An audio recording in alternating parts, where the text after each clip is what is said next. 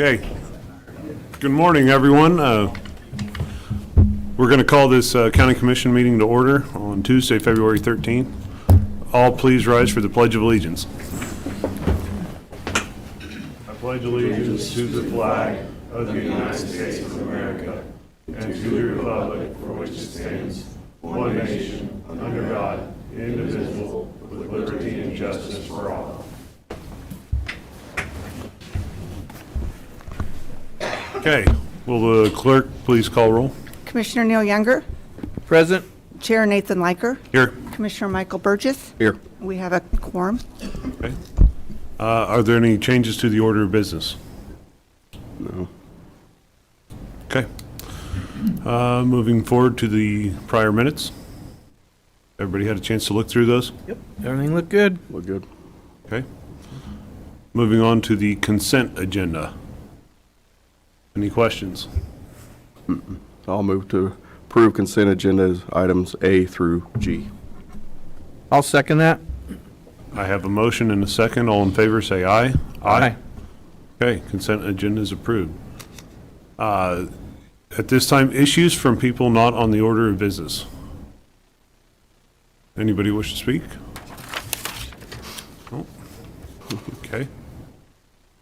Next, we have our monthly financial report. Have a Everything chance? looked good to me. Don't have any questions or comments. I think it looks good. Okay. Next, we'll move to Jennifer Taylor, Annual Employee Service Awards. Good morning, Jennifer Taylor, Ellis County Human Resources, and we are going to present our service awards this morning. So what I'm going to have everybody do is I will call your name and your department. As I call your name for your service award, if you want to come up in this direction, we will start over here. You'll receive your award from our county administrator, and then I believe our commissioners would like to congratulate you as well. And I will ask that you do please stay, whether it's in this room or out in the hallway. We will be taking pictures, and we would like a group photo. So, Okay. you guys want to come on up?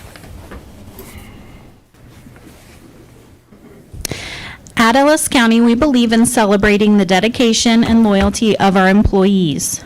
Our Service Awards program is designed to honor and recognize the commitment of our team members who have contributed to our success over the years.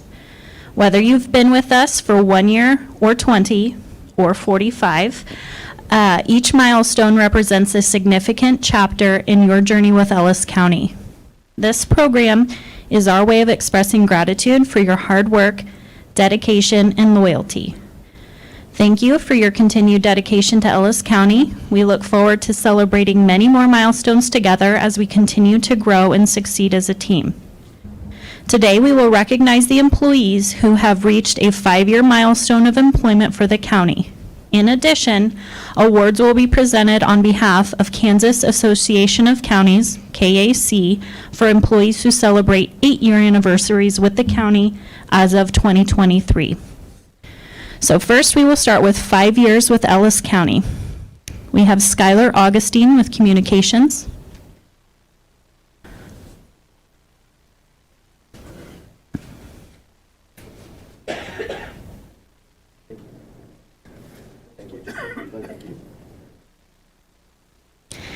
Kelly DePizzi with EMS.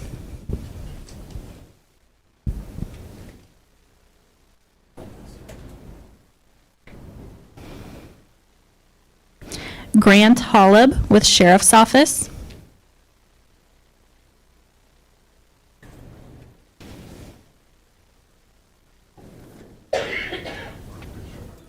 Marissa McClure with Treasury.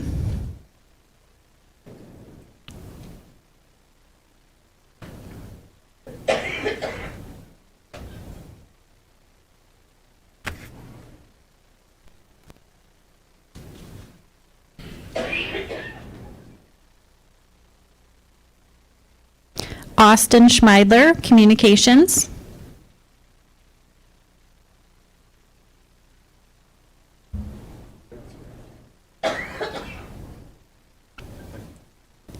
Michael Lang with the Fire Department.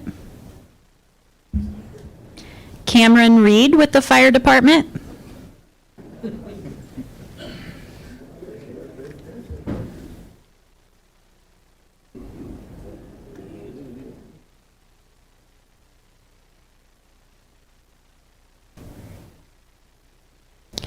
Ten years of service with Ellis County. We have Bobby Dreiling with the Clerk's Department.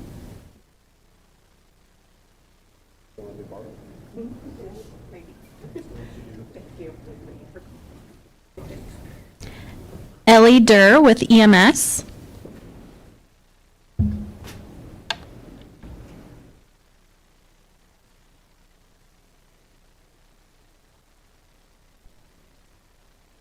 Rachel Kraus, Communications. Ruth Murmis, Clerk's Office.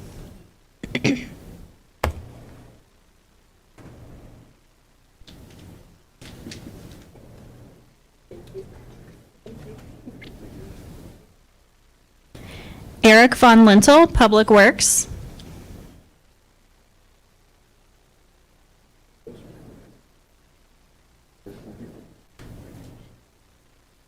"15 years of service. I have Brian Mice, Communications.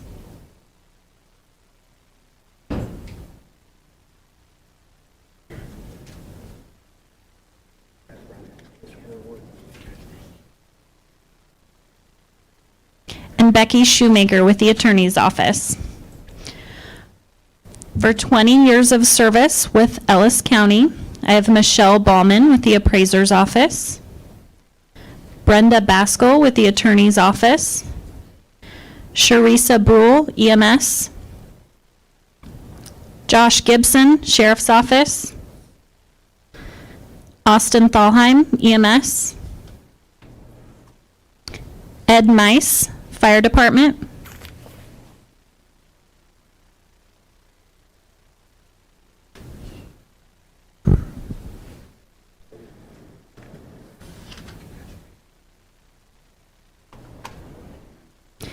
Rustin Weiss, Fire Department.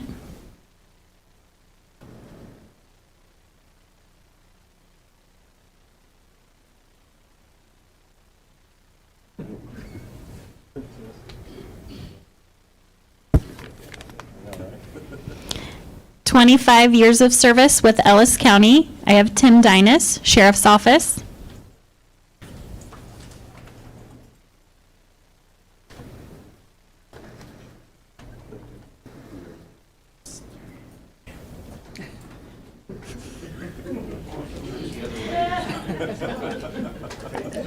Brandon Pfeiffer, Fire Department.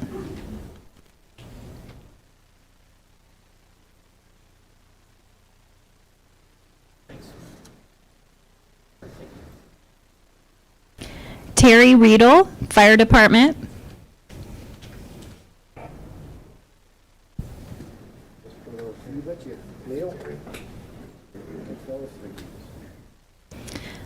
For 30 years of service with Ellis County, I have Mickey Dreiling with Noxious Weeds.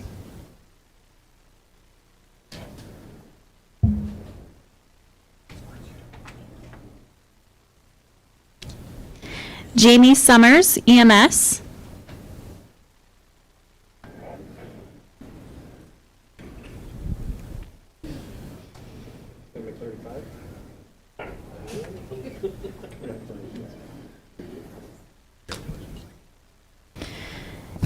And our longest award for today, I have 45 years of service with Ellis County, Becky Herzog with the Register of Deeds.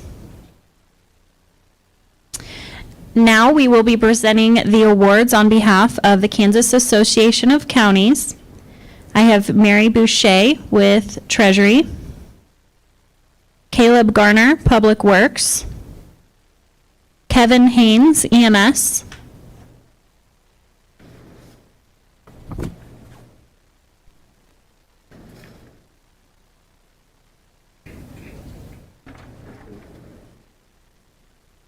Dennis Johnson, Public Works.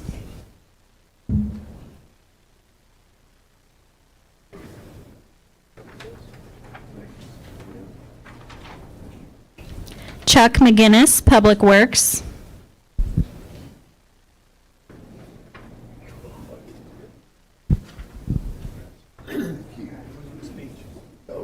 Oh, no. Thank you. Darren Myers, Director of Fire and Emergency Management.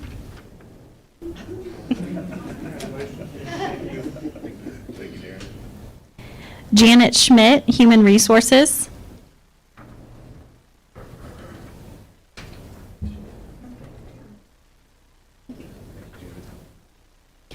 Amanda Shannon, Treasury.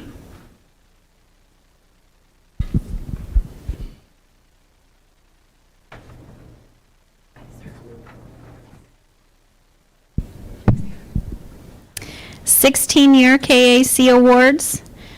Danny Dreyer, Public Works.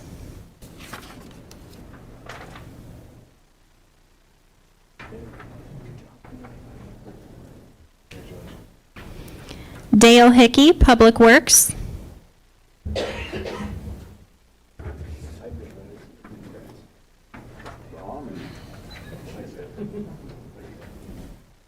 The 24-year KAC Awards, I have Gary Haas with Noxious Weeds.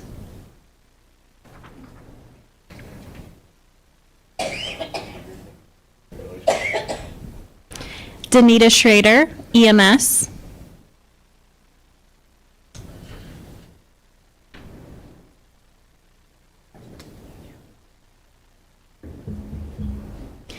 And the 32-year KAC Awards, Dave Rupp with Public Works.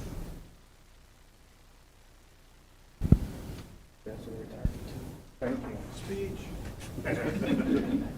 you, Dave. Thank you.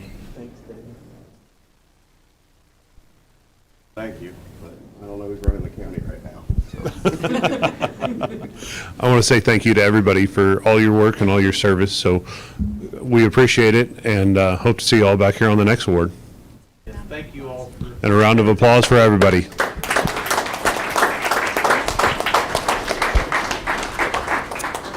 And now for the awards recipients, if we could have you head down the hallway and towards the front of the building. We will get those photos, and the rest of you can enjoy the rest of the meeting.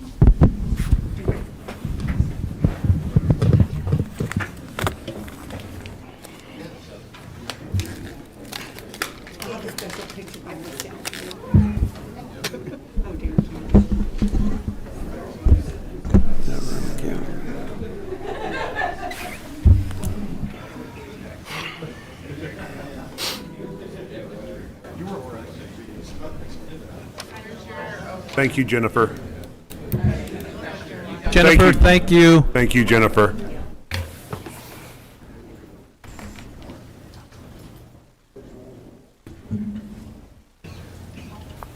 Okay. Moving on, we'll have our Public Works Facility change order. Brendan?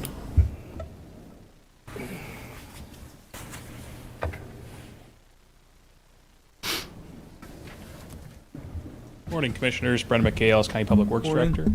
Adjust your mic, I think. Test. Bring it up. There you go. There we go.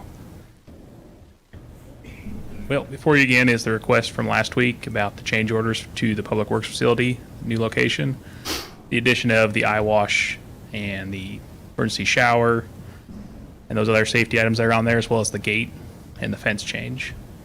Is there any questions regarding those points again on those? Okay. Well, we had some points of not on those. We had some points of clarification to bring up. Okay. So, I know Matt Allen and Andy are here from PwC to answer questions as well if you want them to come up. okay. At this time, Yeah.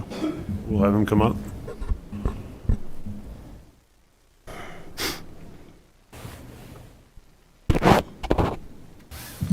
Morning, Matt Allen, PwC.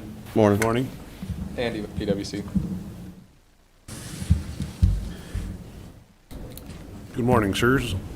So at our last meeting, we discussed the change orders that are up and coming, and we had just a few points of clarifications to address before we accepted those. Sure. Did Brennan get with you on them? Yes. Okay. I guess I'll start it off with the water line going, the overhead water line that is going to be run underneath on the new, between the two buildings. Does that need to go into a conduit for easy replacement, or is there a concern on that? It's really up to you. I mean, typically, they would sleeve the water line through the footing and up through the floor, but standardly, it's just direct bury between buildings. However, I mean, we could consult with Glassman on that. It would be an option if you wanted to put that entire run in a sleeve. Okay. Is it something you think that we should address? I mean, chances of a water leak, I don't want to have to dig up, $10,000 worth of concrete for Sure. $100 worth of pipe. I mean, essentially, I think that's why we kind of chose or advised to go that direction versus the overhead with a heat tape that would be susceptible to failure more than likely than the line going underground, so. Okay. But you think? From our standpoint, we don't think it's necessary to sleeve it the entire length, so. Okay. Thank you for that. I was Sure. curious on that. The question I had on the proposal, Glassman's, the proposal came to you, you're the construction contractor, and you're overseeing their work. In their proposal of items that need to be worked on and changed, they have overhead and profit 10%. But then as I look up above that to your overhead and profit for Paul Wartenberg or PwC, there's another 15%. And it just kind of, maybe that's standard in construction contracts this way it is, but it kind of threw me off that we have two lines of overhead and profit. Glassman to me is doing all the work. I get that you have to do the inspection and make sure it's done properly, and you're ultimately in charge of the thing. But it seems like you're, just from my perspective, that you're essentially getting profit on top of their 10% of profit. I can see where you can get some profit off your work, but that's just kind of what, and maybe that's again standard in construction contracts, and I'm picking over something that's. I mean, it really is, and I'll give you a little background on the overhead and profit fee. Essentially, any change that we have to the contract, we have to pay our bond company. We have to pay liability insurance on both ourselves and the subcontractors. So part of that 15% markup, really probably close to 5% of that goes directly, to people outside of our company. So, and then the rest of it, I mean, on this item in particular, more Andy than I did, but did a lot of legwork to get Glassman's number where we feel was a fair price for these items. So Okay. Thank you for that. Yeah. Anything on I that? have, I have nothing. I just had talked with Darren too. That's the reason last week I seconded it real quick just to get you guys in here. I've Sure. been around the construction. I know, what it wasn't quite that high back when, but that's a given no matter what when you do something like that on a change order, and there's always that percentage for overhead and legwork. It involves a lot, so I understood it. I just wanted good clarification to the others, and I've been around the construction a lot, so I understood. Okay. Well, then the third point would be on the fence. It was stated last week that we needed to go ahead and get the change order signed to go from a 7-foot to a 6-foot fence because of a gate that we intend to reuse. And I had asked Darren for clarification on the gate. I guess my concern was we went from a 7-foot in our initial contract, and I was under the impression that our materials had already been ordered. So we were then advised here that we needed to hurry up and get it changed before the price of materials went up.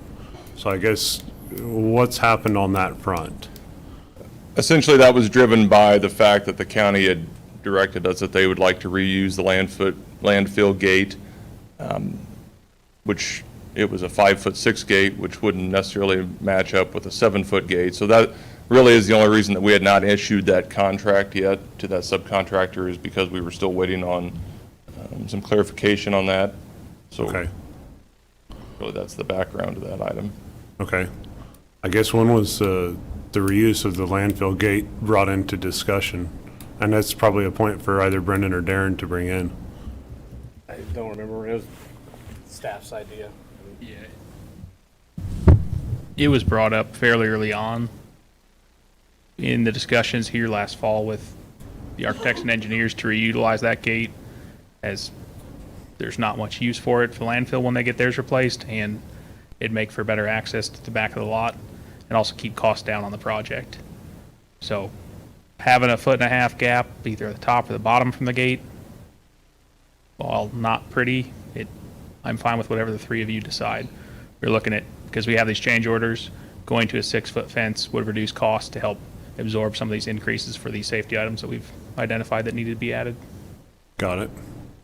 Okay.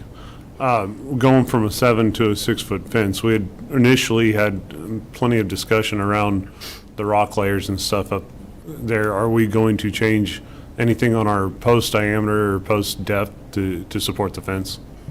No, essentially, the only thing that changes is the height of the fence fabric itself. None of the other components of the fence will change. Okay. So we'll still be in the ground the same depth and using the same posts to do it? Okay. Okay. Well, that answers my question. I appreciate you gentlemen coming and clarifying that here today. Sure. Thanks, Matt. Thank you. Any further discussion? No, I think that answers the question I had.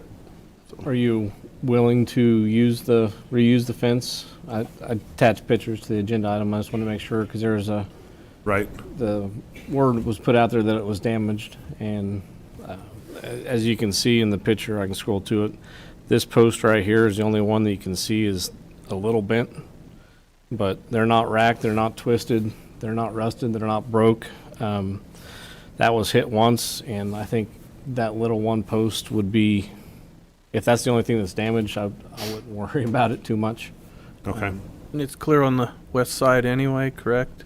It's 20-foot opening, so I don't see no structural thing to really concern. I mean, we've got it, may as well use it.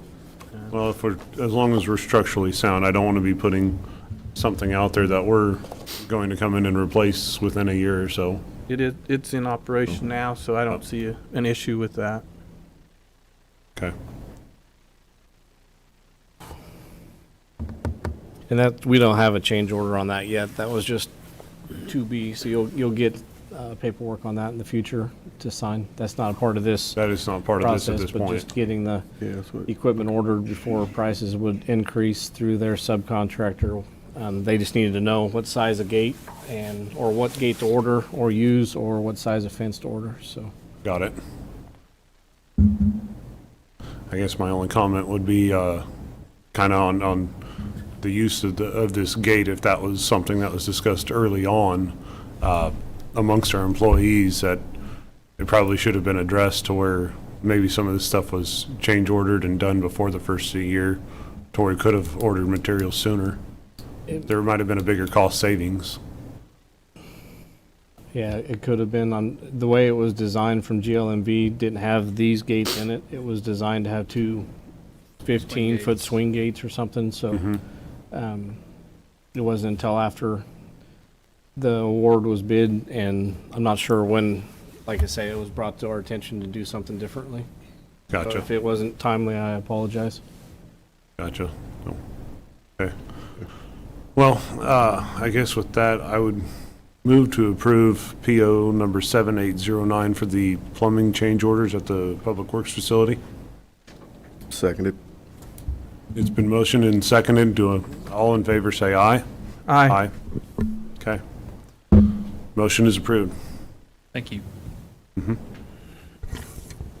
I'd like to thank PW for coming in and clarifying that for us all and the community. Okay.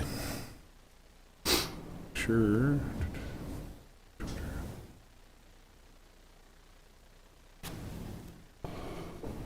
Next, we have the High Plains Mental Health Director introduction.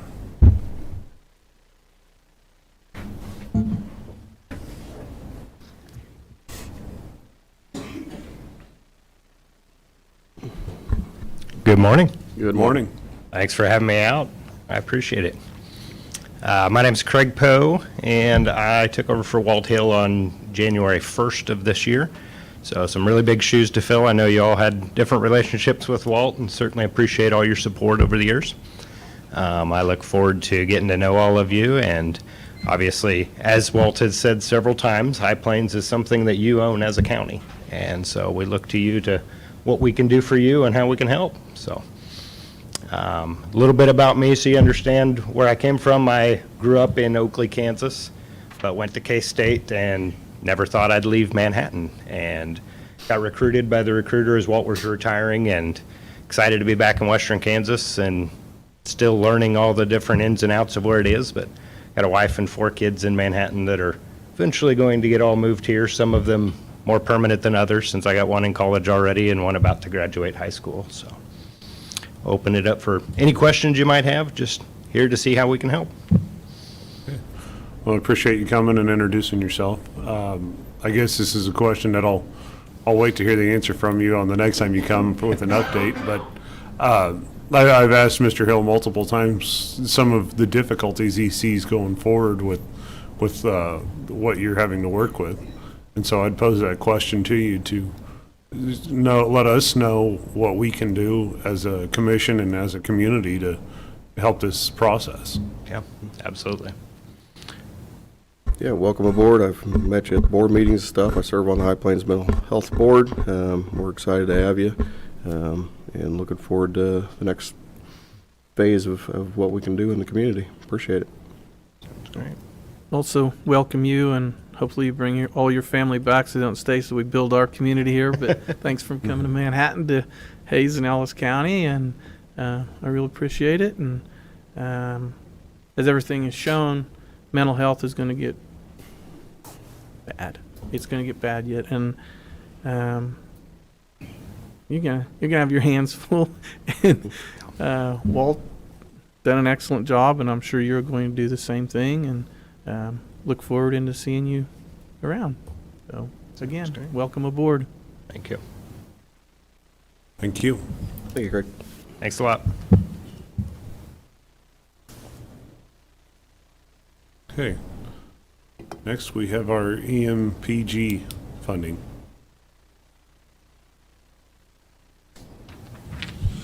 Morning, Commissioners. Lyle Pantel, Assistant Fire Chief and Emergency Manager. Bring for you this morning another opportunity to offset county taxpayers' funds by applying for the EMPG Emergency Management Performance Grant through KDEM. Have been successful with that last year, and I was successful this year again.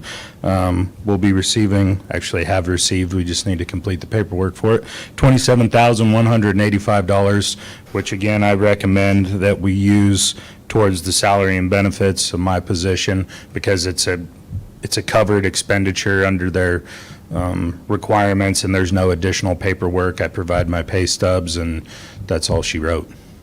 Okay. Very good. Is that a fluctuating amount, Lyle? It is fluctuating, and it's because the amount that FEMA gives to the state each year varies. This year was roughly $1 million less, and then it fluctuates again based on how many counties in the state apply for EMPG funding, which could go up and down by a few. It really depends on how many of them want to partake in the program. Okay. Well, thank you. Thank you for the work and going after funds like this. We're greatly appreciated by the county. Absolutely. Thank you very much. Thanks, Lyle.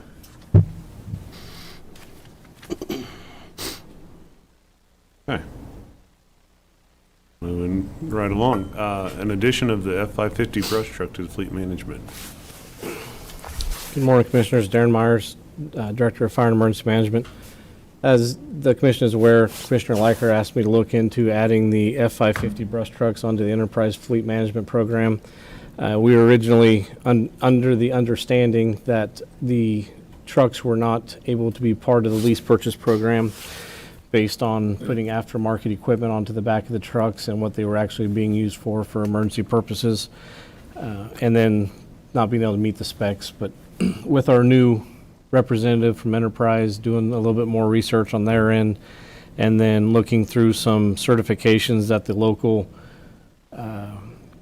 fire truck manufacturer has to have. It's the NHTSA certification.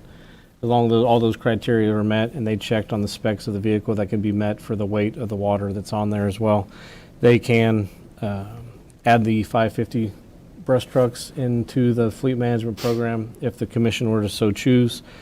I know Commissioner Likert asked me possibly about doing it this year. Ultimately, it's up to the commission to choose. I would still suggest that we wait until the order banks later this fall open for the 2025 model year. That way, when the trucks actually were received, they would be in a budget year that we had planned for them to get here. And the other piece is they don't know yet, but they're expecting the governmental incentive pricing to be better next year than they are this year. And like I say, it doesn't matter to me one way or the other. I would just like to build our reserves back since we just purchased the other 2 fire engines for Ellis and Victoria. The 2 minis that are budgeted for next year's replacement are from Ellis and Victoria as well. They're the oldest in the fleet. The F-550s are the hardest used trucks in the counties because of the nature of where they're out in the fields, fighting grass fires, not on county roads or in towns. So I think the concept and the idea of having a replacement schedule sooner is better than later. As the commission is aware, on the fires in 2021 and 22, one of those older brush trucks that were a few years older than this one, it did blow its motor after one of those fires. So I'll just take direction from the commission however you would like me to proceed. But as I'd stated, I would prefer to wait until later this year to order it, 4 to 6 month lead time, and they would come in about April of 2025. We could budget for them, and then plan on swapping out the bodies and updating, changing out the pumps as well. Okay. This would go on as we would not purchase an outright truck, then we would just be making lease payments to free up capital in our fire budget. Correct. Our capital plan for the fire budget for I'm not going to make up a number here. For 2025, it has $172,000. And what that includes is the purchase of new F-550 diesel chassis, and then an allowance on top of that for the trucks when delivered to take to the local manufacturer to have the beds pulled off the old trucks, have some of the equipment upgraded, any plumbing. The lights would be switched over to LEDs, and add some additional driving lights like the big light bars. And then we would like to update the pumps on these 2 as well. The pumps are the most expensive part of that. They're only a $5,000 pump, but it adds up. Mm-hmm. So that was the plan for what the 2025 capital plan is, and that $172,000. Do you feel that $172,000 would suffice to do that with current costs of and availability of these trucks? It'd be close, not knowing what the 2025 model years are, and the availability of the pumps. Those that have risen almost 25% in the last 2 years from the last time we replaced one or looked at replacing one.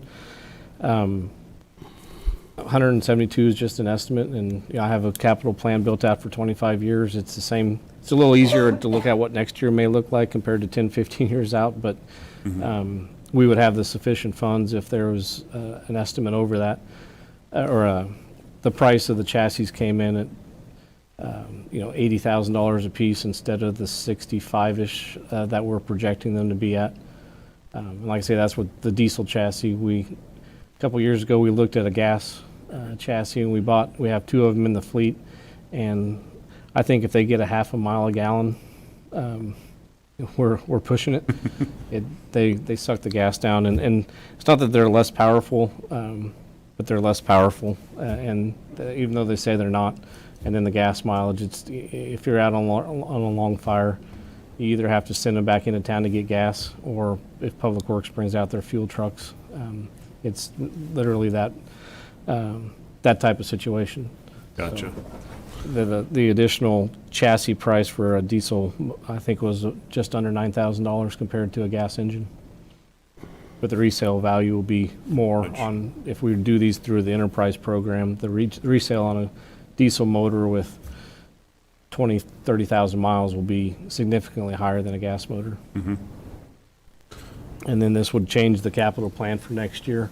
If the commission would like, through the budget process, if we go through the fleet, that would be added to the fleet management program, and so that money would be saved in the capital for the fire district for future expenses. A little background, gentlemen. I brought this up to Darren when we were at KAC, when he had gotten the bids back for the 2 fire trucks that came in significantly over where he initially planned.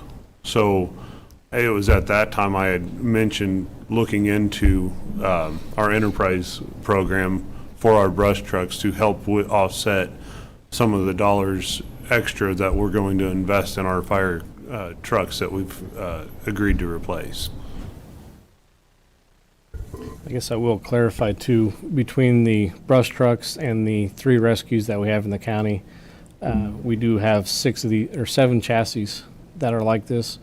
And with part of the Homeland Security Council, we're getting issued, I believe this month, it's the City of Hayes' vehicles that they got from the Homeland Security Council to pull their rescue trailer. They're granting that over for us to be able to use as a prime hauler, is what they call it, just to pick up, to pull the water trailer. The plan for that in the long run would be to, once that is able to be replaced, would be to put it out in Shinshin. I know we talked about that on Saturday, as a light brush truck, since their numbers are up enough down there and sustained enough to be able to support 2 trucks out of that station. But so we would have 6 that would eventually have to go onto the program. So over the next couple of years, that would be adding, or 7 into that fleet program. And they would be on a 5-year replacement plan with Enterprise as well, so long as they would go out with them. Which that would increase the times that these trucks are turned over. Because right now we're looking at over 15 years. Yeah, they're on 10, but it's They're on a 15. 10-year replacement plan, but we're at 15 years. So we're behind. How does the vendor, because I guess we've just found out this works because the vendor needs to have the NHSTA, but Enterprise doesn't. So the vendor that's selling the chassis, I guess, I'm just, So we would. how do we just finding out that this is available? Well, we used to have, and I don't want to say anything too out of place, but we used to have a representative with Enterprise, and we've since, just to the displeasure of the dissatisfaction of the services, we've asked to have a different representative, much more communicative, gives us a lot more information, and he was happy to look into it. Okay. And Has the vendor had the certificate, or is this something new that the vendor just got? no, the vendor con- here locally has had it for Okay. for years because Kind they of my buy- concern is that, well, if they picked it up now and we start this program, and then all of a sudden the vendor's like, this isn't, and so then they drop that certificate, and then now we're scrambling again. So that's kind of the answer I want to hear is they've had it, and we're just now kind of finding out. He had to have this, just no one's ever asked for it, Yeah. but they have to have it, and they put stickers on the chassis when they're done. So they do brush trucks, I don't know, dozens of them a year. Okay.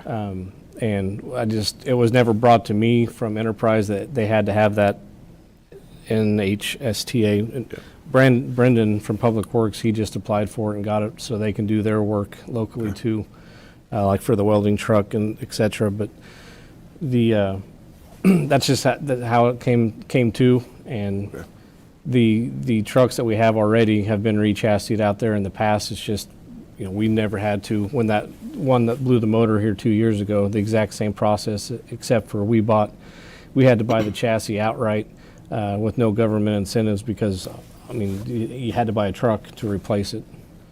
So they've done this for us already twice in the county. It's just, we bought the chassis outright. Okay. Can we get Brendan to come up and explain that a little bit?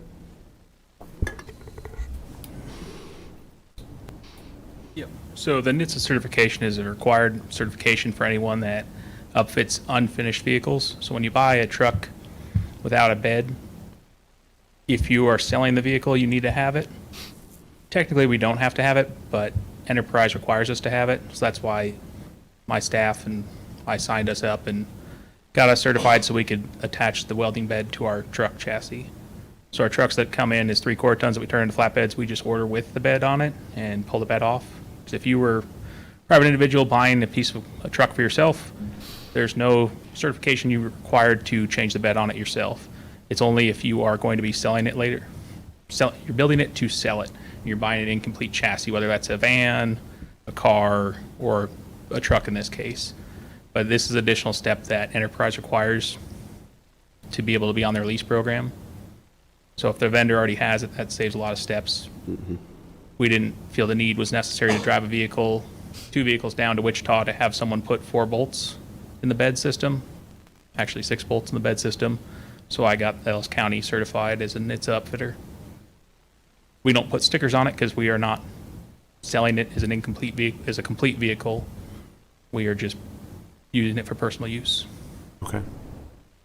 Okay, question for, with, as far as replacements of the pumps, this is something that is local, it's not like over in wherever?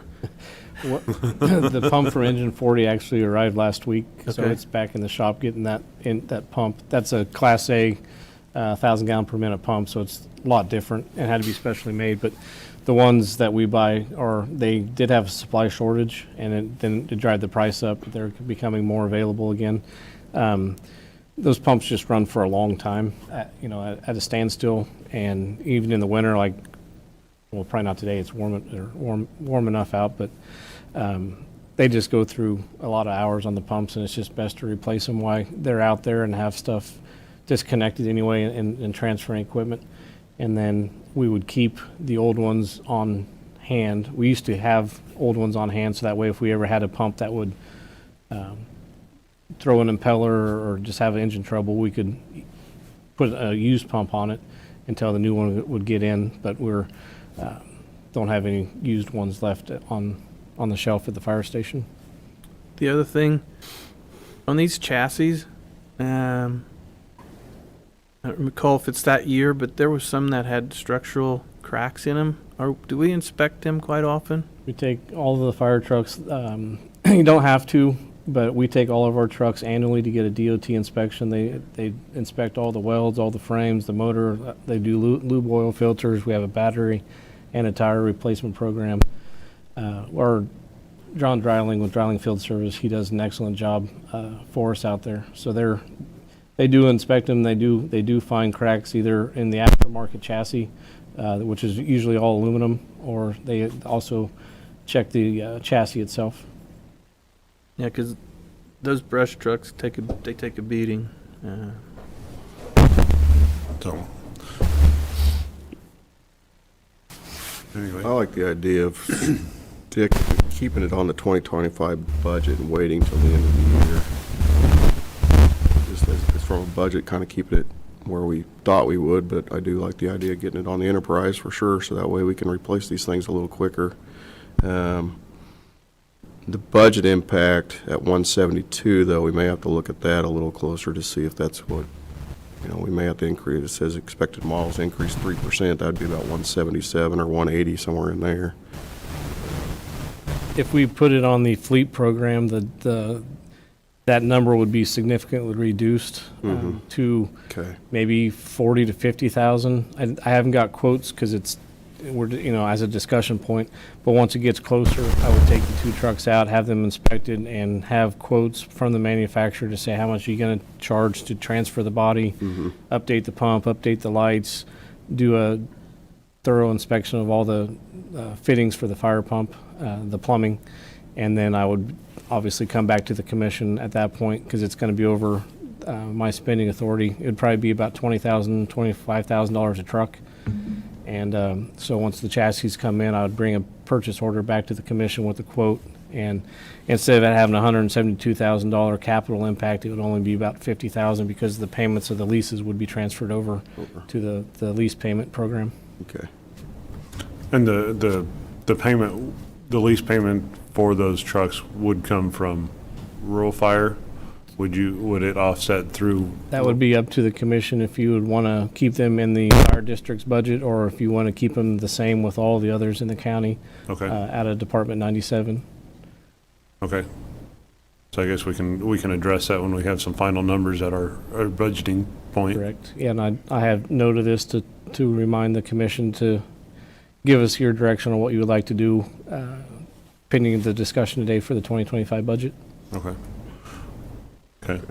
Well, I think it's a good move to go ahead and get to help the fire department get these vehicles on a better replacement plan, especially our highly used vehicles.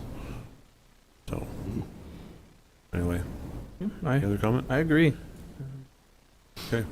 Well, Darren, I think we can move forward and address this more at budget and then just plan to go with enterprise on these chassis for the 2025 year. I'm fine with you. Okay. Mr. Chair, before Yeah. we move on, can I get Brandon to come back up and give us a little talk on what kind of fuel and how many hours we had on the ugly storm we had, and our community, tell us what the breakdowns were so our community knows that. They were all concerned about their road wasn't getting cleared off, so this will help. So for that storm there that we went through here in January, it extended out because we kept getting drifting snow every 2-3 days after that. We burned just right around 1,000 gallons of diesel fuel, or 11,000 gallons of diesel fuel over that 2.5 week period.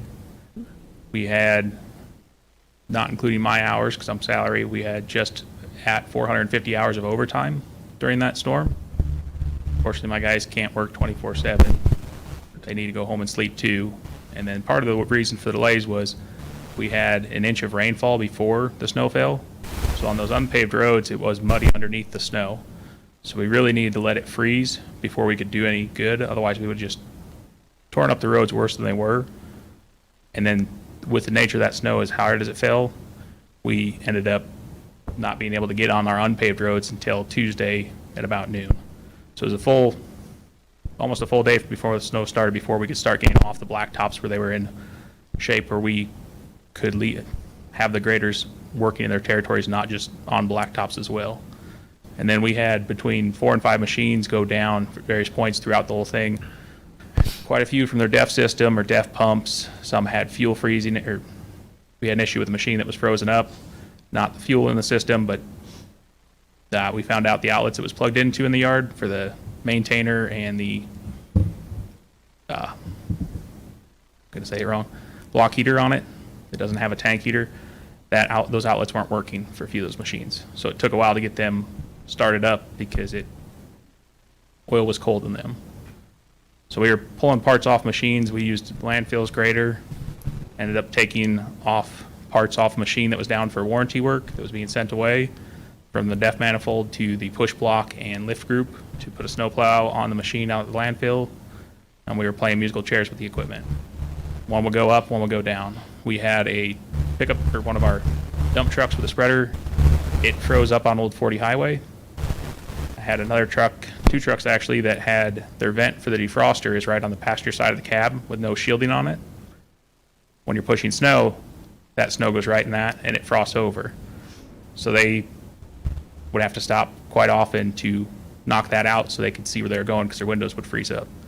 When they brought that to my attention, second day of the storm, we went and looked for an aftermarket solution or a solution from the vendor. Nothing is made commercially available. So I ended up using some tools I had at home and making parts for it that kept the snow and ice out of that vent, deflecting it around. And so far, it's worked great for the guys. They like it. I have gasoline, but it's written on my desk, or my notepad back there. I forgot. Okay. Right around 1,000 gallons for gasoline, 11,000 for diesel fuel. I appreciate that. This way, like I say, all of our citizens and community knows what went on, and anything mechanical is able to break, and it will. Yeah, So- we had a wheel seal break on one of the machines, on one of the graders, so it was all hands on deck, and it was myself and a foreman and a supervisor the one morning at 4 in the morning, pulling the lift group off a machine, putting a lift group on another one, so that way when the guys came in at 6, they could get to pushing right away. So, Okay. thank you. Thank you. Thank you for the update. Okay. Next, we have the Commissioner Scholarship Form. Not sure which mic's making the crackling noise, but something's going on. The next item on your agenda is to review the discussion, or the scholarship application from our discussion last week. Let's just turn this off. I'm betting it's this one. Yeah, battery could be going dead, I guess. Last week, the commission discussed the different options for the scholarship application, and with that and a couple discussions over the phone afterwards with each of you, got some clarification and put the attached scholarship form application on the agenda for approval, as well as the grading rubric as part of it as well. The grading rubric wouldn't be sent out with the application, but just so the commission is aware how it would be graded and et cetera. The two different items that I have listed in the or highlighted in the scholarship application are two that the commissioners each, or some individually, had asked for some reconsideration at today's meeting. I guess I can scroll it so everybody else can see. The first one is, we had a discussion last week on if you want the scholarship renewable or not, and through individual conversations, like I said, there was maybe the intention of the desire maybe to switch that back to some type of a renewable scholarship. So I guess that's the first clarification.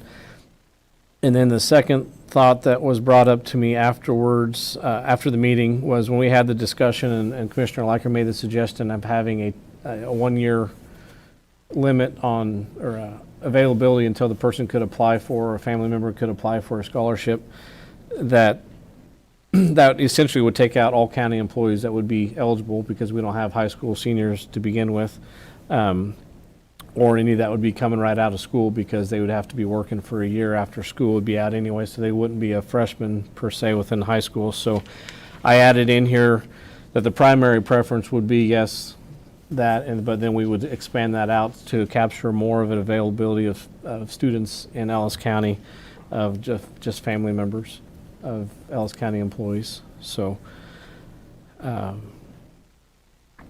I guess with that, is there any thoughts on those two items or anything else within the application that you'd like fixed?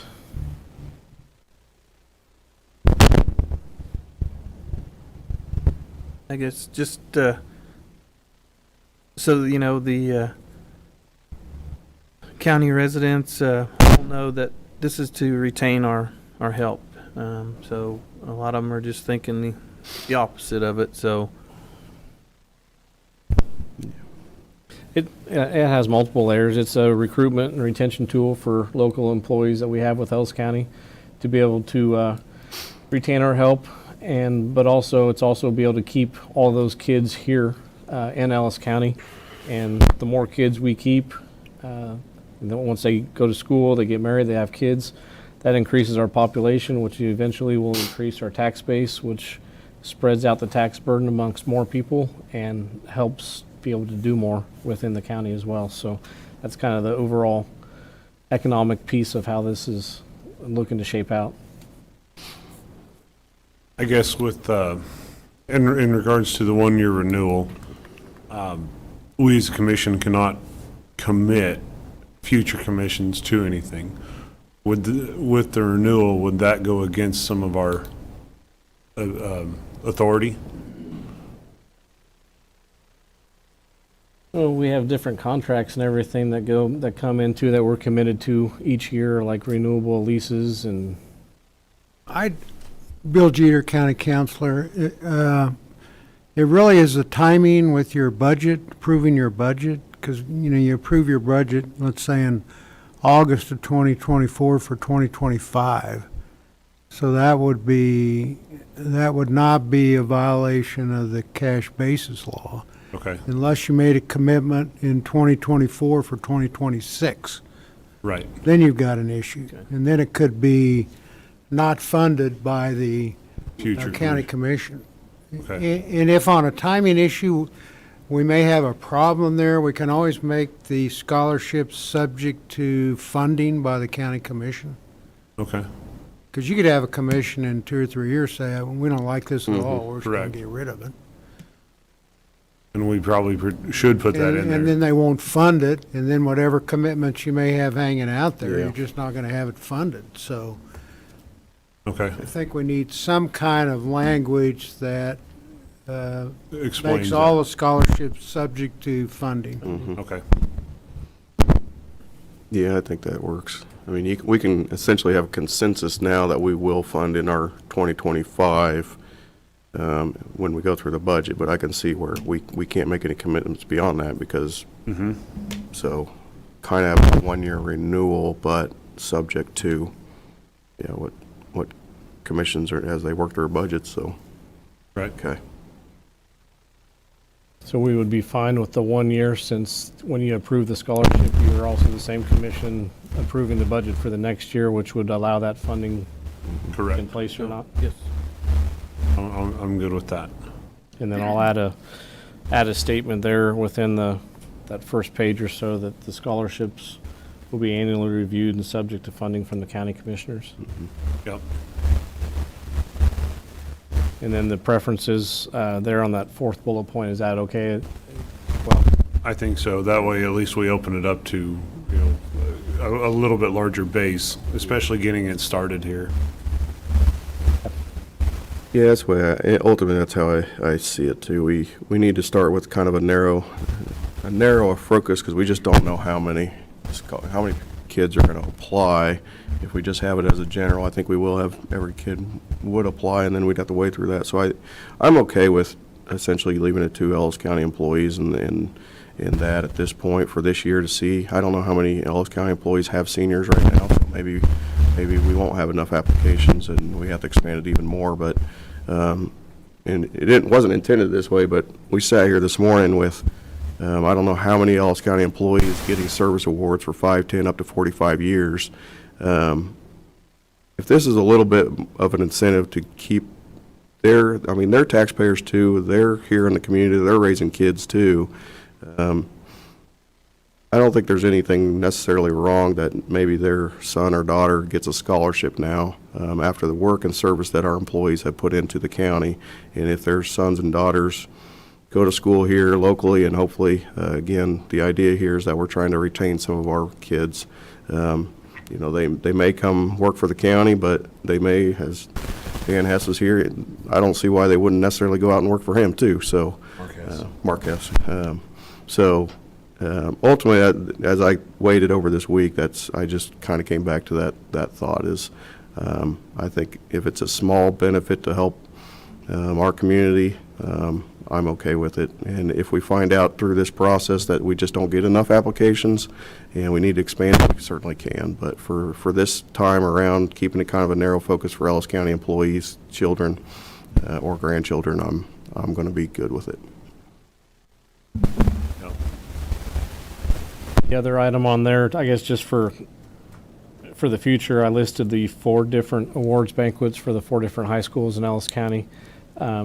They're all right there within about a week of each other between Ellis, Victoria, TMP, and Hayes High. But if the commission would like, I can reach out, or if you know one that you would prefer to, say for instance, Commissioner Liker, your district is Victoria. If you would like to do the Victoria Awards Banquet, if Michael would like to go over to Ellis, do we want to work that out now, or do we want to, or would you have somebody else present the awards at those schools?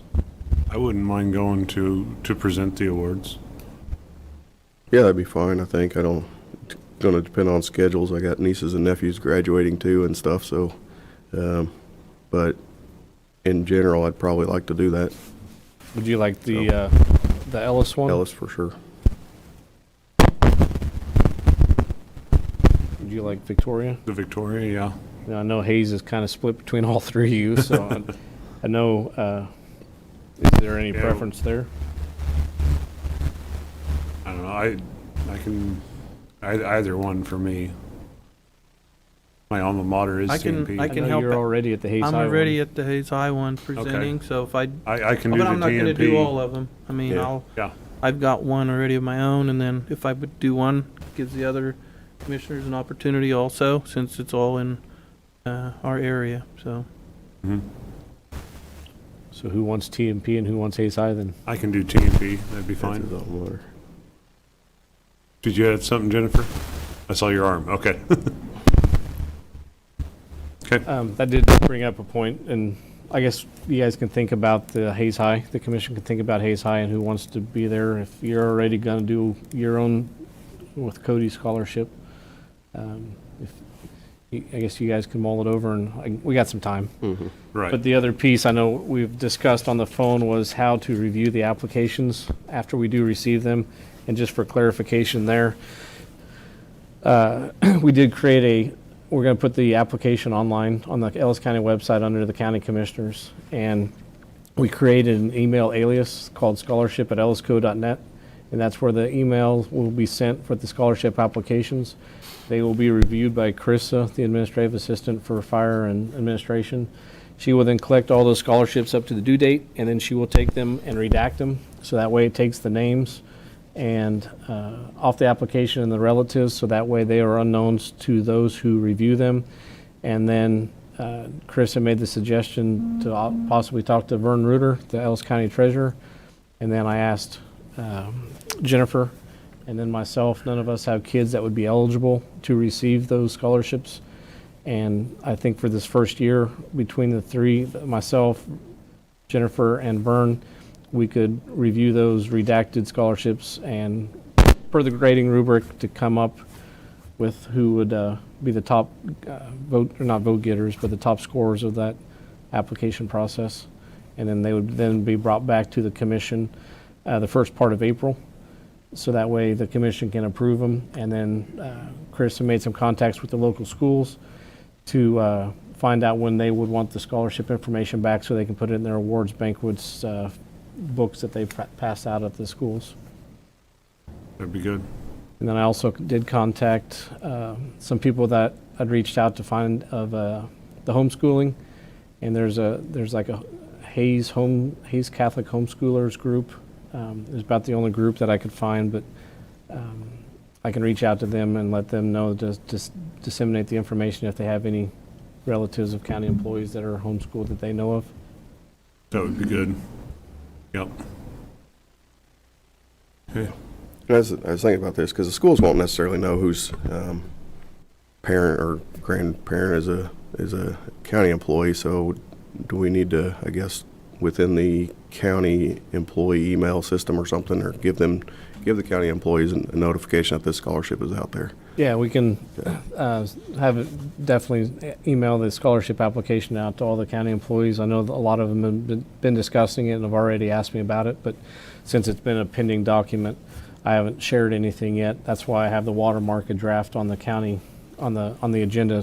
But after today, by the end of this week, I can get these 3 little changes done and get it sent out.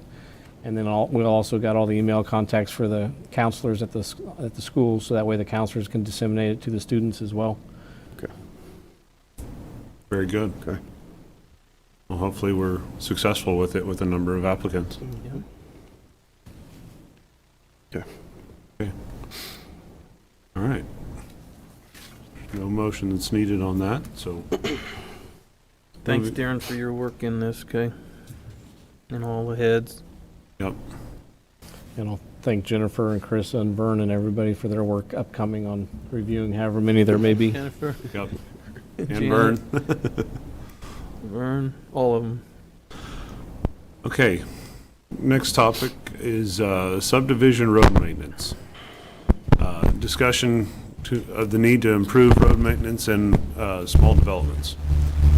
So, gentlemen, we've all received phone calls, emails, letters on some of our developments. Kind of took a little bit different approach to looking at this problem than over the past commissions. In 2006, the county was zoned initially, and those zones were regulations were updated in 2021. What the zoning regulations in the county have done is effectively created these rural development areas to help streamline fire, EMS, sheriff's office response. And it's somewhat done to keep ag land, but also conservatively promote development in our area. So outside of Hayes, we have a number of different rural zones that have been developed that we've taken, control. We do maintenance projects on. However, only last year was the first time since 2012 that we've actually increased funding to our public works. So while we've, on the surface, we've changed the way the county has looked at it and promoted growth in these areas, we haven't promoted growth in our public works to handle the influx of residents in these small areas. So I think today would be a good day to start some of these conversations on how to maybe approach them, so these people in these areas are understanding that their concerns are being heard. So with that, I guess I'll open it up. You know, we, meaning myself and some of the past commissioners, did start putting funding away but it just wasn't enough. So just so the community knows, we're putting a lot more in there to help out on this stuff, road, bridges, and here now it's going to take a place in. Got the funding there, so. And I don't want to shortchange the past commissions. They've done a very good job, and they built up a very good fund for bridge replacements. And, you know, last year we addressed a public asphalt maintenance program. So, and I just felt naturally we needed to get some of these ideas and discussion started here on maybe our subdivision and take a little different look at it. So, Brendan, would you like to come up and join in the discussion a little bit? Because Brendan takes a lot of phone calls as well. He's going to be taking a lot more. Yes. So, talking with staff that's been there, we have a lot of staff that have been there 30, 40 years. And previously, there used to be 13 territories for a road patrolman plus 2 construction blades. And one of the construction blades actually did all these development areas. We don't have, with cuts in previous budgets before my time, the county's lost that 13th territory, so now all those territories got that 100 miles that blade was doing. And they've lost the 2 construction blade positions, which took care of a lot of these rural development areas. So staff's been continually shrunk out there, and you always want to do more with less, but we're at the point, there's no more we can do with the less that we have. We have to expand if we want to improve our end product, basically, and improve our services, because we're stretched to the limit right now. Graders, they didn't double the capacity of their workload they could do from 30 years ago. They've gone up 10%, a little bit less fuel usage, but there's still that gap shortfall from what's expected and what can be done realistically with what's been given to the departments. A lot of these small development areas, do our large road machines fit down them properly? Yes and no. If, like in Hay Suburban Estates, the mailboxes are in a junction, that's great. That's one area of concern. Some of these developments have cul-de-sacs. You can't realistically maintain a cul-de-sac with a road grader and do it well or do it timely. And with the number of mailboxes and intrusions, and then we don't leave windrows in front of driveways. So the time needed to do it, Prairie Acres is a good example. It's just over 4 miles. I can have an operator spend 4 hours there easily. On a straight county section line road, it would take him, he's going at 7 miles an hour roughly. So tripping back, he can cover quite a few more miles than what's needed to do the developments correctly. If we left windrows in front of driveways, we would get calls on that. We get through them faster. Same thing with mailboxes. We left them there in front of mailboxes. If we leave it on the north side of the road, we get a complaint. We leave it on the south side of the road, we get a complaint. So we do the best we can with what we're given. And a lot of these roads, a lot of it can be fixed by pulling shoulders, but that will involve you guys getting lots of phone calls that we've destroyed someone's front lawn. We wouldn't be doing that. We'd be working within the right of way and reshaping the road. Because if we just keep adding material to them, you'll see washboards to no end, because a lot of these roads are sand roads. So we maintain as built. Because if we put rock in it, it'll be dustier and we'll get complaints about the dust, which I'm fine with doing, but I want at least 2 of you to support me in what I go with on it. And it won't be an overnight, snap our fingers, everything's better. It's going to take a lot of time to reconstruct a lot of these roadways. Because of the lack of, well, not really lack of maintenance, but spread out maintenance. Yes, and some improper design and drainage on some of these older developments that are affecting it now, which is why the previous commissioners have, all these new developments have to have a drainage study done. Determine that, make sure that water's going to go where they want it to go and the structures are sized appropriately. Would there be quite a bit of considerable base work to some of these roads needing to be done? Yes, sir. So that's not just pulling shoulders, that's No. incorporating new material into a base to get it built up to grade. Correct, and recompacting what's there. So a lot of these roads, they were built on pastures or cultivation. Cultivation, as a farmer yourself knows, it fluffs up the ground.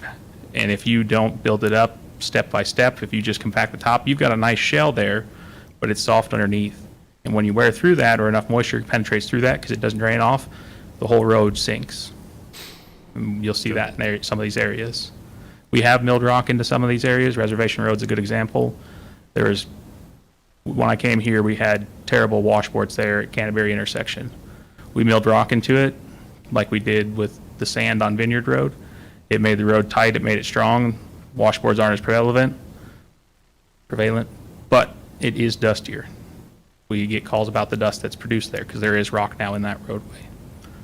So unfortunately, it's an unpaved road. There's always going to be some give to it, but we can make a lot of these better with the support of the commission on a lot of these things. Do you think it would be worthwhile to work with some of these small development areas that have been established if they would want to increase, I mean, instead of it being total taxpayers, would some of these developments go in to improve the roadways? Some could, some have. I mean, some of these developments have done a TIF or benefit district where they paid for a portion of the roads. Little Country Creek Estates, north of town here, the roads are paved. That was part of the TIF group, where they paid anywhere from 40 to 70% of the roadway. I'd have to look at the statute on it, and the county paid for the remainder. But then when it falls off their tax rolls after 10 or 15 years, the county is responsible for 100% of the cost for the maintenance. But at that point, you would see less traffic. There'd be homes already built. So you're not seeing the heavy traffic loads. So it could be maintained for a lesser cost. It'd just be more capital and less operating funds. Gotcha.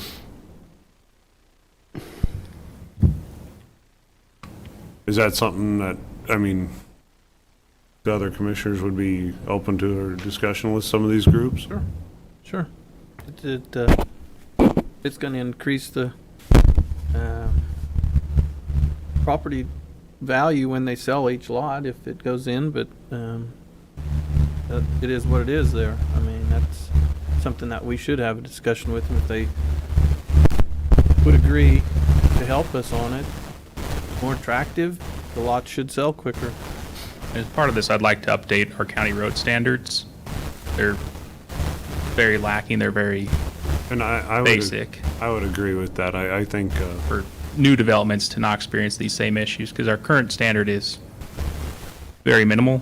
It's very easy to meet, but it's not the best road system for what's going to be out there. Right. It'll look great before anyone moves out there. Mm-hmm. And then once traffic starts hitting it, the materials that are used and allowed to be used aren't what makes a good county unpaved road. Gotcha. Okay. Creating a potential subdivision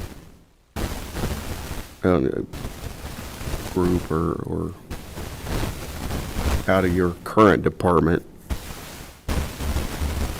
I'm going to assume you don't have enough people to do that. No, that would be pulling away from the ability to make the rock for all of our roads or the sand, produce the sand, or be pulling away from bridge crew, which is already smaller than most counties of our size have for a bridge crew. So we'd have to either add more miles to someone's territory, pull someone out, and then the machinery. We have two, they're not spare machines, they're auxiliary, they're used on construction projects and bridge projects. They may not have someone in the seat every single day, but they're not just sitting around. They are used continually. We haven't had one sitting in the yard that hasn't been broken since the first of this year.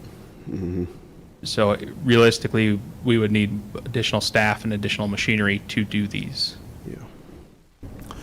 What do you estimate that you would need to properly maintain and start the healing process of these roads? On these developments, it would at least one operator and one more road grader that could be dedicated to that full time. It's still going to take time, and they're not going to be able to hit everywhere all at once, because although there isn't 100 miles in all those lists there, it's like 100 miles with the time frame it'll take.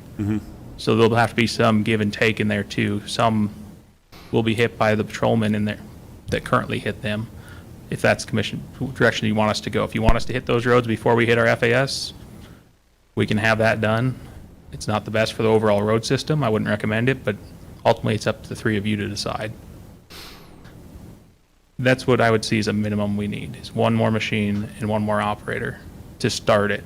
And from there we can expand, or if we see it's not beneficial, we could add that to a 13th territory and get back partially where the county was before 25 years ago. Because right now we're playing catch up. We're with all those cuts, the damage to the roads, it was hard to see at first. It's going to take a while to get back to where the county roads were 30, 40 years ago. Size of equipment on them has changed, the amount of traffic's on them changed, the speeds have changed. So it's a slow decline when you make those cuts, but it's not going to be an immediate improvement once we snap our fingers. And if the commission decides to move forward with something like this, it'll take a while to build back up and be able to be more proactive instead of as reactive as we have to be. Do you think some of this stuff, I mean, we've got a number of different construction crews and firms in our county. Do you think some of this stuff would be better to farm out to see an increased turnaround on some of our? There's two sides of that. There is, but at the same time, some counties look at outsourcing their snow removal. How do you get the person there and get them to do the same work that we have to do on the same time frame? There's possibilities of it. I would need to do more looking into it. A lot of times these ones, they're the ones that built it to our old county spec. With a newer spec, I don't think we would experience the issues that we're experiencing now. So I think if we did it in-house, it would better fit the needs of the entire county. Because if we can rebuild these roads and we just see that it's not needed to have this as a single territory for just these rural patrols, we could add that 13th territory back. So each one would have a smaller portion of these rural developments. Got it. Be able to get on them potentially sooner and get those guys back. Because if they're getting 20 miles a day, that's a very good day for blading. Moisture doesn't last that long, unfortunately, all the time. And they don't have to hit every road in their territory. There are some roads where it is a dirt road. Its only use is ag. So if it's not in season, there's not a use to reshape or rework that area every time it gets moisture. That can be a last road that's hit, or a road that's hit every other time. Or like in the previous meeting, we had discussed the road there on Locust Grove. That one's not hit every single time we get moisture because the traffic doesn't justify it. Right. Keep it passable, but I hope that answers your question. I Well, guess the thing with partially, yeah. the, go ahead. Go ahead. Well, what I was going to say was, some of if we're going to try and play catch up instead of trying to keep everything in-house and do everything that we can, what it would look like to look outside to, have our foreman oversee I'll just throw out there like a mile of a rebuild on a road, if that's possible. I mean, there's contractors that do this work all the time. I mean, nothing's impossible. I think the cost for the taxpayers wouldn't justify farming it out. Okay. Because it's not just these developments that are paying for it. It's people that live in Victoria, the people that live in Shenshin, the people that live out in the country, that they're going to see an increase on their taxes, and they're not going to see a direct benefit potentially. So if we increase that even more to hire outside sources and not use internal, they're going to see an even higher tax with potentially less of a benefit for themselves. That wouldn't truly be fair to them. Unless we go back to these communities and approach them with the idea of going, the quicker they can turn around. I mean, if they want to turn it around faster, then Yeah. sooner rather than later that they can help with it, I guess. And some of these communities have reached out and they fill out a permit each year to allow them to maintain their own roads because they're a priority, but they're not the highest priority for the county for all of our travel networks. So they've reached out and they fill out permits with what equipment they're going to use and who will be operating it to work within the right of way. So it's all the I's are dotted and T's are crossed. They haven't done it yet, but they filled out the forms the last 3 years. Okay. I think as they saw what it was going to take for them to do it themselves, it kind of scared them away from what it's really going to take. Because it's easy to complain. It's hard to do more than that. Right. It's more of a challenge to figure out how to approach it and come up with a solution. Okay. You answered what I was going to ask or comment on, so. Yep. As far as, contractors doing it. Because there's would lots be of fair. tools and solutions out there. I mean, I've had a few developments approach me and show me units you can pull behind a 3/4 ton truck. I've seen them in action. They smooth it, but they don't do anything to the roadway. They make it look pretty. They dress it. Doesn't solve any underlying issues.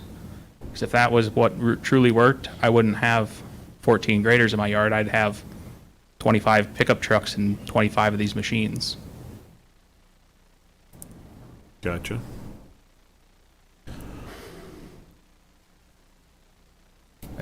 There is some benefit to them, those groomers, but they truly don't fix anything structurally with the road. They just more or less make it look pretty. So if you can do it every single day, yeah, you won't notice the imperfections till they really show up.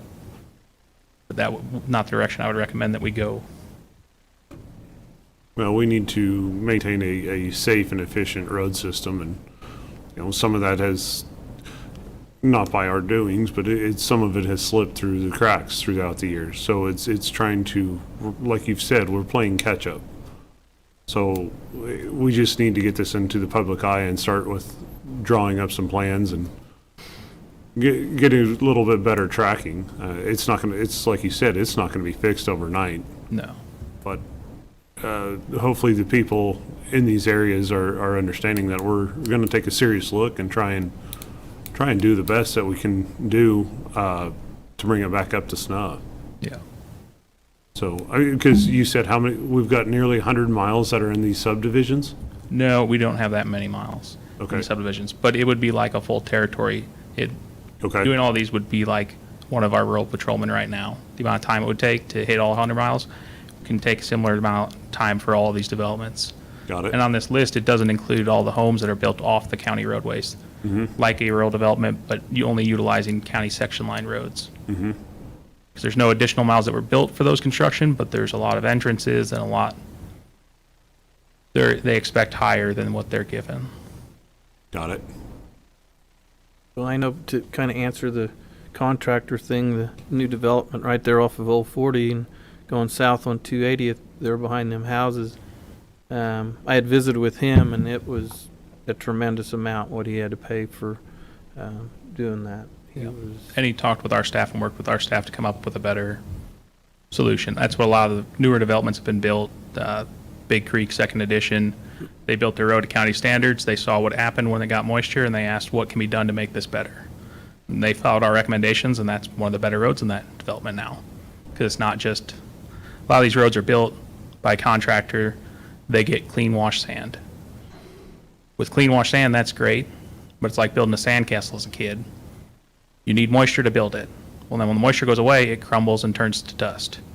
So you really need, for an unpaved road, you need about 20 to 25% binder material, whether that's soil, clay, a soft rock, mud. You need that in order to get it to form a crust. Otherwise, that sand on sand, they're rounded particles. There's nothing holding them together. That's where those washboards and those holes start opening up. And then if you don't have proper drainage, because the shoulders aren't cut and brought back in and reincorporated to the roadway to make a nice semi-moon shape, That's where those potholes form, because that moisture penetrates through that road crust and sits there. That's how I get potholes on paved roads too. If your asphalt is cracked up and the moisture gets in there, it more or less rots the underlying base and causes those holes to form. When it comes to rebuilding some of the base, I mean, we're a prime example. We've got Ellis Avenue. That's a prime example of those problems. Are we setting okay as a county for material to go in to reincorporate and build these roads? We have material here locally that will work for these roads. Okay. We don't have the clays, so some of the stabilization products that are out there commercially, they need a like bentonite clay to work or a type of shale to work. We don't have those. I've been talking with KDOT in the research division to test the product. There's a new product out there on the market that's been used at military bases overseas and fairgrounds and things like that here in the States, that it's a natural tree resin product. I've heard good things about it. I'm working with them to see if they're willing to help fund a project to see how it holds up to roads out here in western Kansas. Okay. So, no information on that yet. A lot of the times they'd rather just see us pay for it and then they'll take the data back, but trying to talk them into giving some funding for it or paying for it, and we do a test stretch for them. Got it.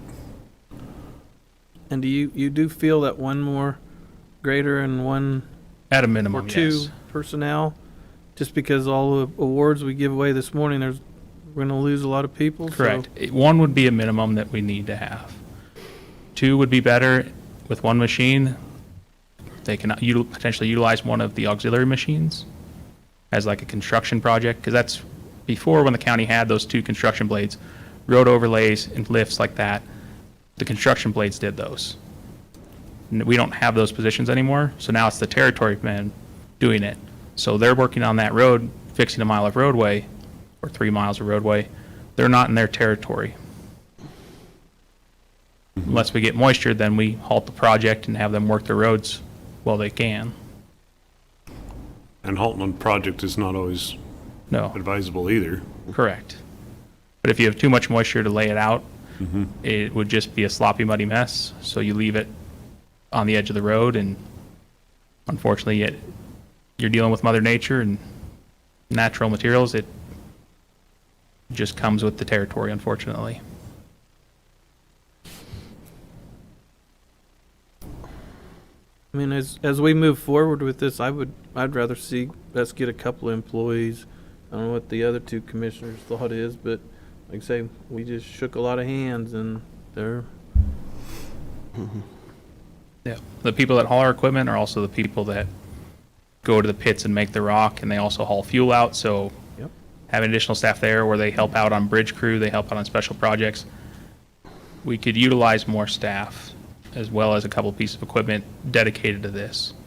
But our bridge crew, when we do a large culvert, we had that box burnout on 260th that we replaced with a precast concrete block. There was 9 of us out there. Bridge crew has 1 foreman and 2 employees. So I had to pull myself and others from territories to help set that block because we needed all those people there plus the crane. yeah, because we had purchased the tree shear and it just, I mean, we're using it, but we just, not like we would like to because of Correct. personnel. We don't have, Well, and that's our only excavator as well. So on these larger projects, I need that excavator for setting large culverts and boxes and things like that. Ideally, it'd be nice to have a tracked excavator, and that wheeled one could have the shears basically on it full time, and it could go down. Noxious Weed has been using it some. They've been using the mini excavator as well to help clean up the trees that they've been cutting here this winter.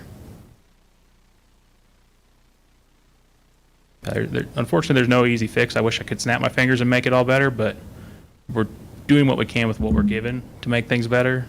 But Well, and it's like I said, it needed to be brought into discussion because we've all fielded a number of concerns. And it's part of the ongoing expansion.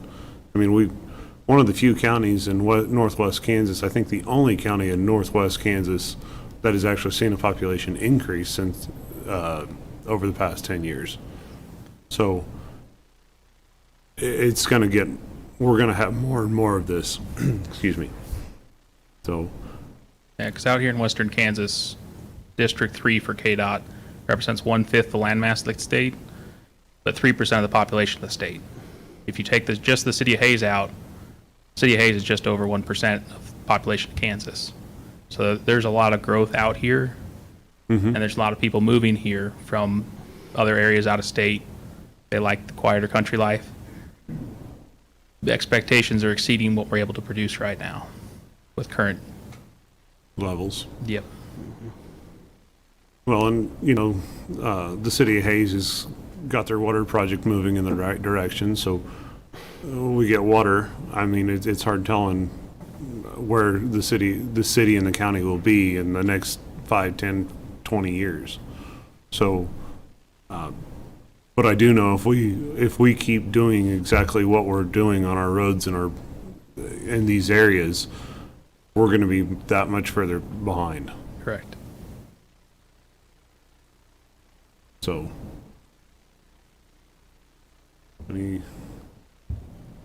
Took a long time to get them the way they are, and it's going to take a while to get them back in shape. is.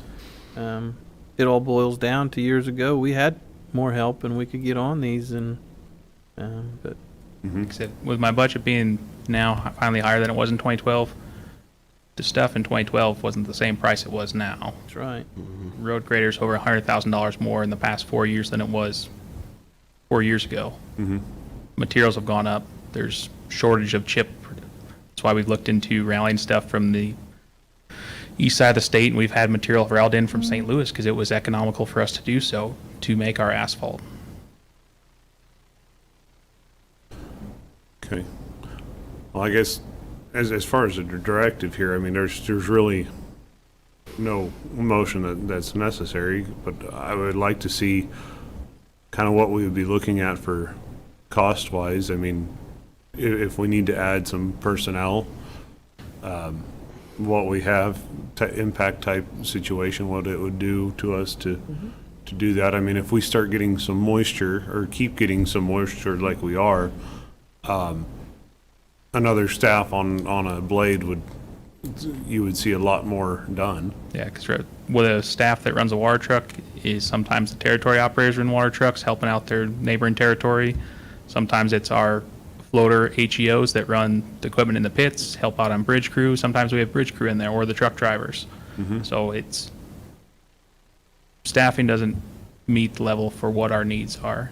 And if we're looking at just to improve just these rural developments, one operator, one grader. If we're looking at improving the overall road system, there'd be additional staff that would be necessary to make every road, to make the entire system better. Doesn't mean every road would be improved, but those that are traveled the most, that are necessary to get goods to market, get people to their work, get them home, those could be improved. But it wouldn't be an overnight fix. There'd be some growing pains with it as we expand and play catch up. Well, and I know you've done a very good job on the asphalt maintenance program, presenting us 3 different options there, and I know your slate's fairly full, but would you be able to get us a few ideas about, okay, this, if we need to do one operator here, or, your perfect world scenario, what it would take to get us up to snuff? And then, kind of, okay, this is the bare minimum to see some improvement.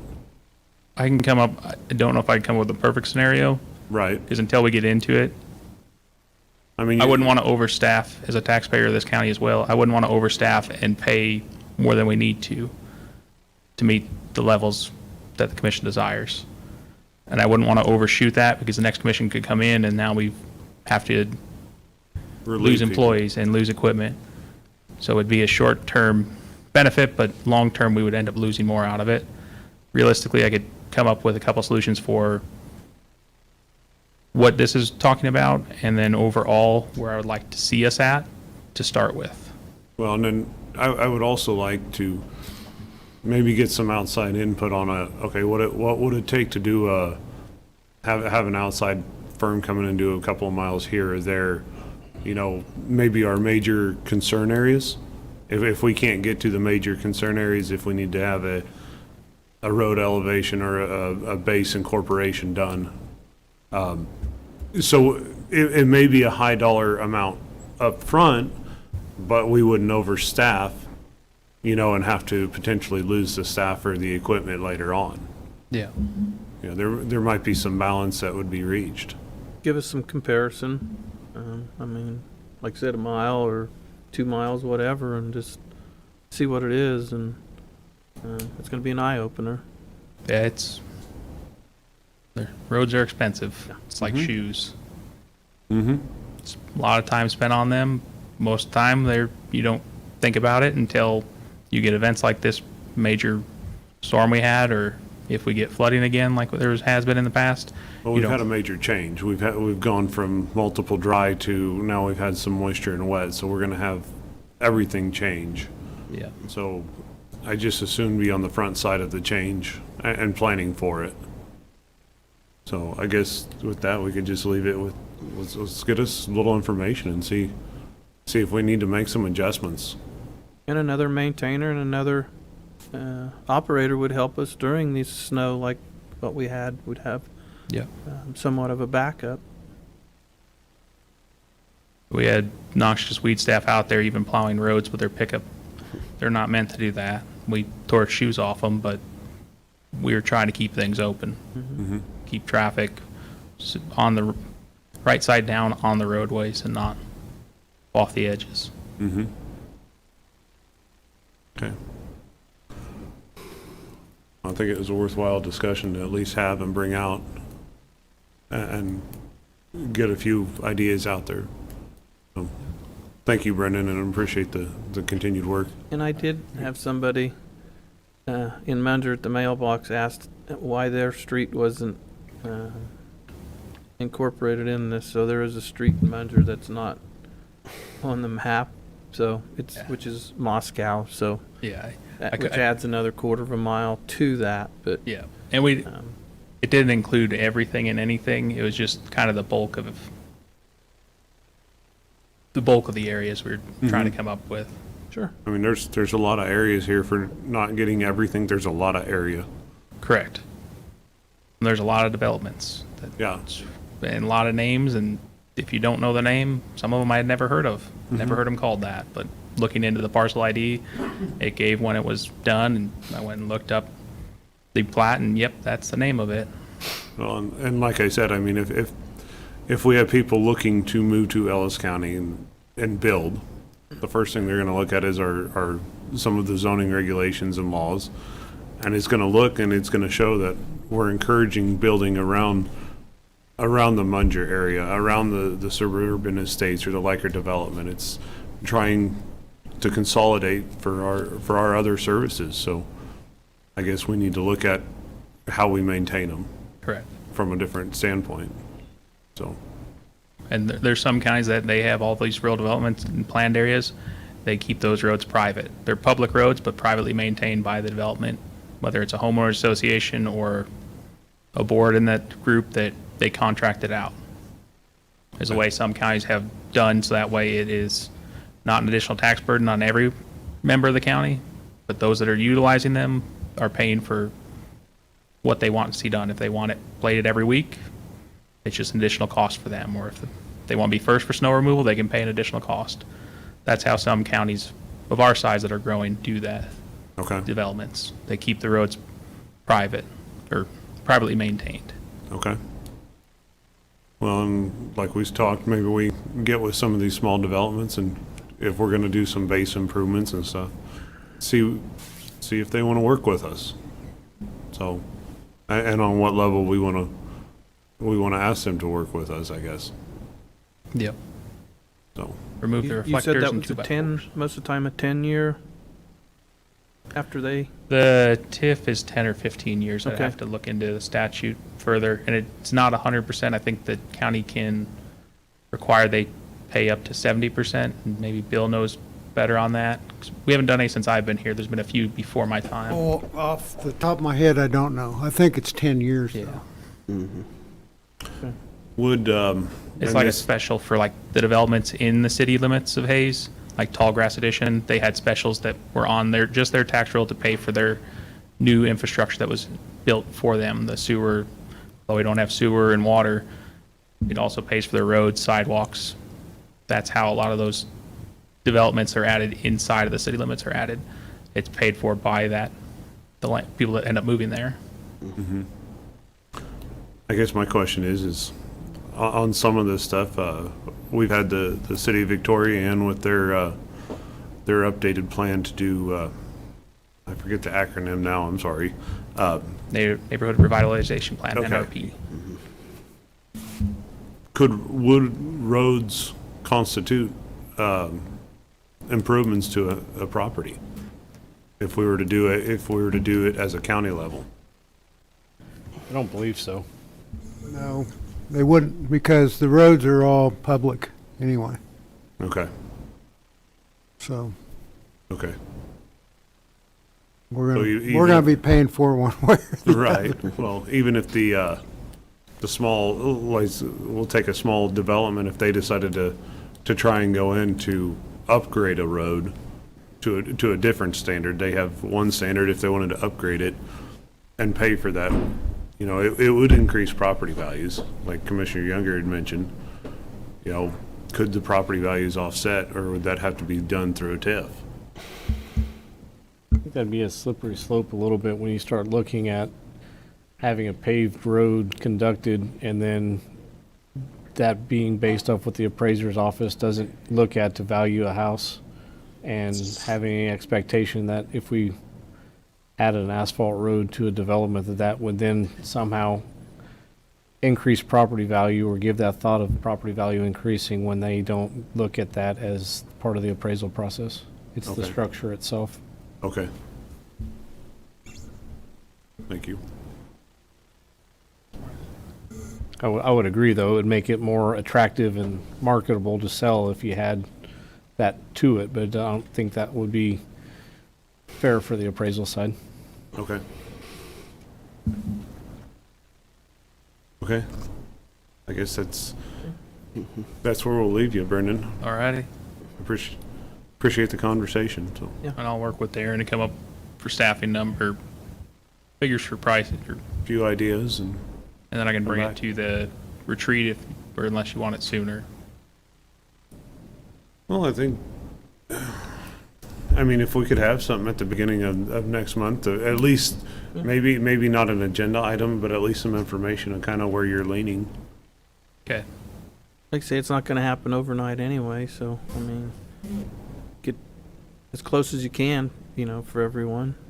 Just some general thoughts, and then that way it gives us a little direction for our staff retreat and meeting. Okay.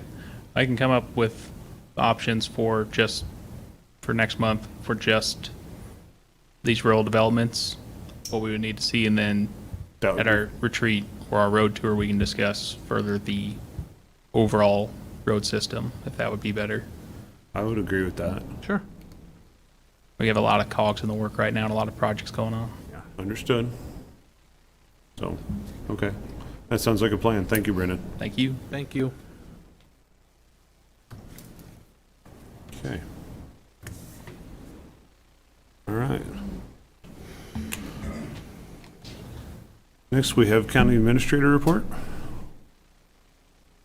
Oh, not too much today. The Ellis County Fire Department Companies 8 and 9 in Munger and Shinshin held their annual Fireman's Ball over the weekend. Had sold out on tickets and had a really good event. So recognize their effort for what they did there. That's all I got. Okay. Commissioner reports. Mr. Burgess? Not a whole lot. I attend the City of Hayes Commission last week. I've been over to Ellis and visiting with their council on a couple different projects that they're working on, and may include the county down the road, so appreciate their time. That's really all I got. Okay. Mr. Younger? I did go to the one of the chamber things with the new restaurant down here, so if I butcher the name, then sorry, but Bristow Verdat, which was exciting, a local Shinshin chef, so the people were excited at Shinshin, and I was at Shinshin's meeting last night also, and I did attend the city meeting last Thursday also. So Okay. that's all I have. Well, I was with Company 8 and 9 at the Fireman's Ball in Shinshin on Saturday, and it was a well-attended event, well put on. So kudos to them. And you know, they do it as a fundraiser, and then they raised a number of funds, kind of for camaraderie, but then also they donated a number of funds too. So that was good to see that they're supporting everybody in the community, not only with what they do, but how they participate on a human level. So kudos to them. Other than that, I've been discussing with multiple residents in some of these sub-developments, and that's why I finally brought it to an agenda item. So other than that, that is my report. Okay, I do have one more thing I did. Okay. I belong on the FFA Alumni Association. We did have a banquet also, which was pretty good turnout. Raised a lot of funds for our future farmers of America, and that's what Ellis County is a lot of, and very supportive people in our community, inside and outside, Hayes merchants, just everywhere. It was very grateful. So that was our second annual one, and we raised a lot of funds that we can send future farmers to different states for land judging, cattle, whatever, where their parents cannot, and really good deal for our community. So Deal. Okay. Next executive session.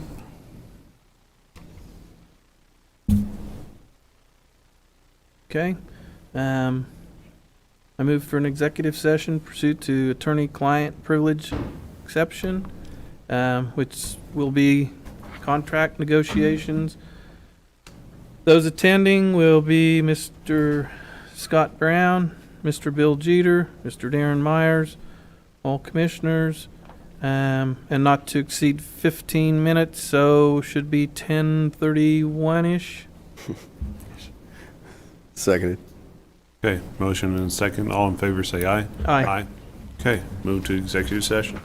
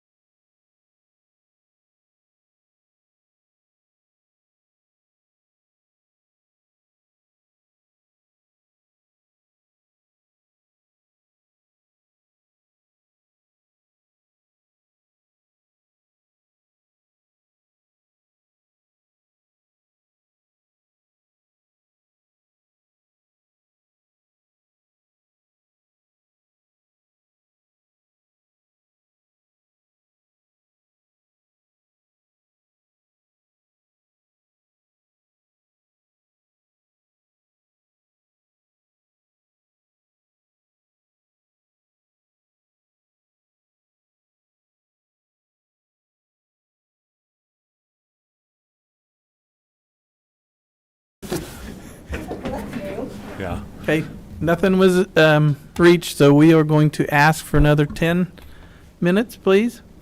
So 10:41. 10:41. Ish. Ish.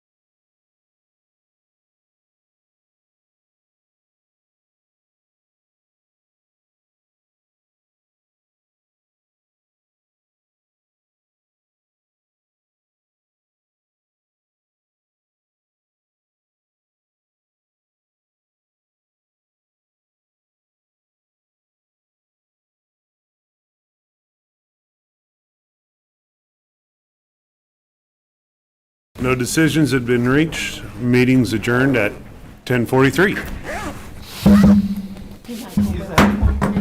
I forgot about it this